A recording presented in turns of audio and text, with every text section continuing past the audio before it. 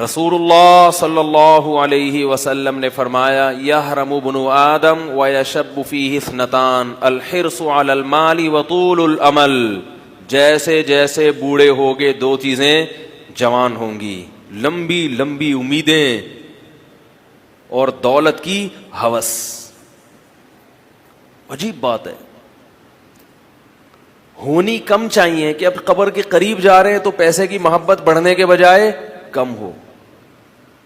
نبی صلی اللہ علیہ وسلم کا جو کلام ہے نا, خدا کی قسم وہ خود دلیل نبوت ہے. میں نے اپنی زندگی میں خود مشاہدہ کیا اس چیز کا. ہاں, جوانی میں کسی نے یہ محبت ختم کر دی, پھر بڑھاپے میں یہ چیزوں کی محبت نہیں ہوتی, کیونکہ حدیث کے الفاظ یہ نہیں ہے کہ بڑھاپے میں یہ دو چیزیں پیدا ہوتی ہیں. نا نا نا نا نا, جوان ہوتی ہیں. جوان وہی چیز ہوتی ہے جو پہلے پیدا, بولو بھائی, ہو چکی. اگر جوانی میں آپ نے دیواروں کی, اینٹوں کی, مکانوں کی, دولت کی اور لمبی لمبی امیدوں کی ہوس ختم نہیں کی اور آپ اسی امید پہ لگے رہے کہ ابھی تو میں جوان ہوں, بعد میں دیکھی جائے گی, تو بعد میں یہ برائیاں اور بڑھ جائیں گی, کم, بولو بھائی, نہیں ہوں گی. ابھی سے ان کو ختم کر دو, دل کو ان گندگیوں سے, بدبودار فنا ہونے والی چیزوں سے پاک کر دو. سکون کی زندگی گزرے گی, اللہ کی قسم. سکون خواہشات کی تکمیل میں نہیں ہے, سکون اس میں نہیں ہے کہ آپ کی ساری خواہشیں پوری ہو جائیں. اگر اس میں سکون ہوتا تو سویڈن, جاپان اور امریکہ کے لوگ سب سے زیادہ سکون میں ہوتے. اف, کیسے بتائیں یار بھائی, وہ ان کی تو ہر خواہش پوری ہو رہی ہے. ہو رہی ہے کہ نہیں ہو رہی؟ تو میں یہ عرض کر رہا تھا کہ دیکھو ان کی ساری خواہشات پوری ہو رہی ہیں, مگر ٹینشن ان ملکوں میں زیادہ ہے. ریپ کے واقعات, قتل کے واقعات زیادہ ہیں وہاں پہ. وہ تو بعض ملکوں میں جو نہیں ہے تو قانون بہت مضبوط ہے.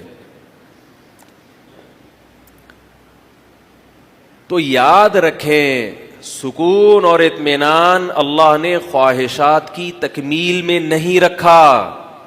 سکون اس میں رکھا ہے کہ جتنا مل رہا ہے اس کو اپنی ضرورت سے زیادہ سمجھیں اور یہ یقین کر لیں کہ میں اس کا بھی مستحق نہیں ہوں. سفر میں اتنی چیزوں کی ضرورت نہیں ہوتی, یہ مجھے میری ضرورت سے زیادہ مل رہا ہے. ورنہ سفر ہے, جا رہے ہیں, آگے قبر میں جانا ہے, تو اتنے 3 ٹائم کھانے کی ضرورت ہی نہیں ہے بھائی. بھوک کی تکلیف سے حفاظت ہو جائے کافی ہے. سونے کے لیے کوئی چھپڑ میسر ہو جائے کافی ہے. خواہشات نفسانیہ مجھے زنا کی طرف نہ لے جائیں تو ایک آدھ بیوی مل جائے کافی ہے. کافی اتنی ہے, باقی شریعت نے ترغیب زیادہ کی دی ہے, وہ ایک الگ موضوع ہے. کہیں آپ سمجھے وہ کافی ہے تو اچھا, پھر تو ٹھیک ہے بھائی, مولوی صاحب کا تو سارے بیانات غلط ہو گئے. غلط نہیں ہو گئے, وہ شریعت کی ترغیب ہے, اس میں الگ مصلحتیں ہیں. گناہ سے بچنے کے لیے کافی ہے. عام طور پر بیماری سے جسم محفوظ ہو جائے, کوئی تکلیف نہ ہو, تو بس اتنا مل گیا. اب باقی سب کیا ہے, غریبی. رسول اللہ صلی اللہ علیہ وسلم نے ارشاد فرمایا, جسے 2 وقت پیٹ بھر کے کھانا مل جائے, 2 وقت, 3 وقت نہیں. حقیقی بھوک 2 ہی ٹائم لگتی ہے.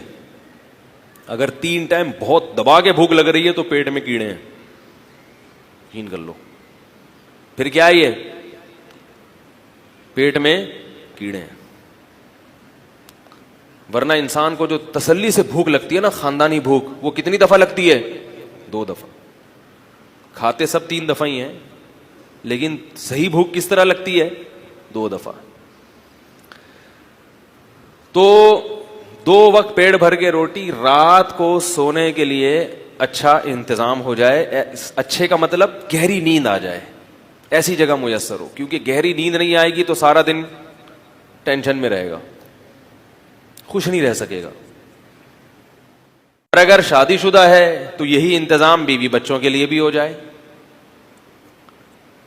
تو آپ, اور جسم کسی بڑی بیماری سے محفوظ ہو, تو آپ صلی اللہ علیہ وسلم نے فرمایا یہ ایسا ہے گویا ساری دنیا کی دولت سمیٹ کے اللہ نے اس کے قدموں میں ڈال دی ہے، او کما قال صلی اللہ علیہ وسلم. اب یہ پریشان ہوگا تو یہ پریشانی اس کی اپنی بنائی ہوئی ہے، یہ پریشانی اس کی علامت ہے کہ یہ دنیا کو مسافر خانہ، کمبخت یہ دنیا کو مسافر خانہ نہیں سمجھ رہا، اور یہ سمجھ رہا ہے کہ میں نے یہاں دھرنا مار کے بیٹھ گیا ہوں، میں مروں گا نہیں. دوسروں کو دیکھ دیکھ کے جل رہا ہے، ہائے وہ تو اتنی بڑی گاڑی خرید لی، ہائے وہ تو یہ بھی کھا رہا ہے، ہائے اس نے تو 1000 گز کا بنگلہ بنا لیا، ہائے وہ تو امریکہ نکل گیا، ہائے یہ تو یہ ہو گیا.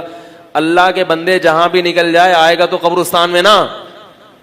کتنا آگے جائے گا واپس ٹرن ہو جائے گا، واپس پیچھے چلا جائے گا. عبرت کی آنکھیں اندھی نہ ہوں تو جہاں میں ہے عبرت کے ہر سو نمونے. بہت اللہ نے عبرت کی چیزیں دنیا میں رکھی ہیں.